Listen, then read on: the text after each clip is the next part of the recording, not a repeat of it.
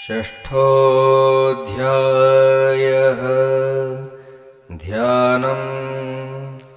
नागाधीश्वरविष्टरां फणिफणोत्तं सोरुरत्नावळी भास्वद्देहलतां दिवाकरनिभां नेत्रत्रयोद्भासिताम् मालाकुम्भकपालनीरजकरां चन्द्रार्धचूडां पराम् सर्वज्ञेश्वरभैरवाङ्गनिलयां पद्मावतीं चिन्तये।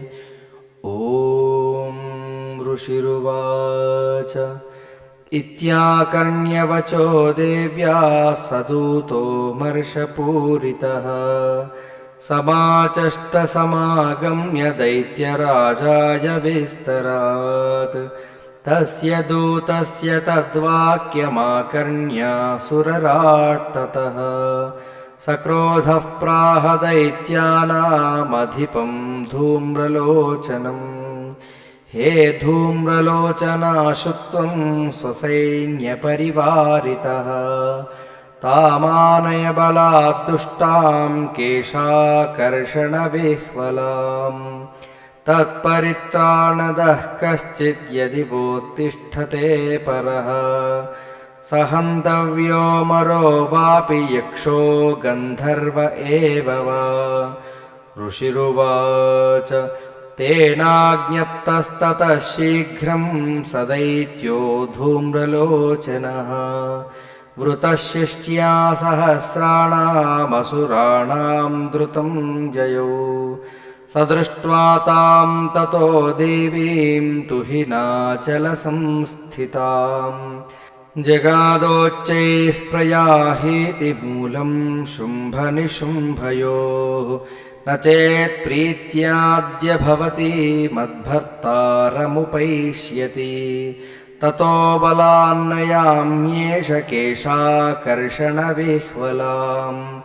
देव्युवाच दैत्येश्वरेण प्रहितो बलवान् बलसंवृतः बलान्नयसि मामेवं ततः किं ते करोम्यहम्। ऋषिरुवाच इत्युक्तः सोऽभ्यधावत्तामसुरो धूम्रलोचनः हुङ्कारेणैव तं भस्मसाच्चकाराम्बिका ततः। अथ क्रुद्धं महासैन्यमसुराणां तथाम्बिका ववर्षसायकैस्तीक्ष्णैस्तथा शक्तिपरश्वधैः। ततोऽधुतसटः कोपात् कृत्वा नादं सुभैरवम् पपातासुरसेनायां सिंहो देव्या स्ववाहनः। कांश्चित्करप्रहारेण दैत्यानास्येन चापरान् आक्रम्य चाधरेणान्यान् सजघानमहासुरान्। केषाञ्चित्पाटयामास नखैः कोष्ठानि केसरी तथा तलप्रहारेण शिरांसि कृतवान् पृथक्। विच्छिन्नबाहुशिरसः कृतास्तेन तथा परे पपौ च रुधिरं कोष्ठादन्येषां धुतकेसरः। क्षणेन तद्बलं सर्वं क्षयं नीतं महात्मना तेन केसरिणा देव्या वाहनेनातिकोपिना। श्रुत्वा तमसुरं देव्या निहतं धूम्रलोचनं बलं च क्षयितं कृत्स्नं देवी केसरिणा ततः। चुकोपदैत्याधिपतिः शुम्भः प्रस्फुरिताधरः आज्ञापयामास च तौ चण्डमुण्डौ महासुरौ।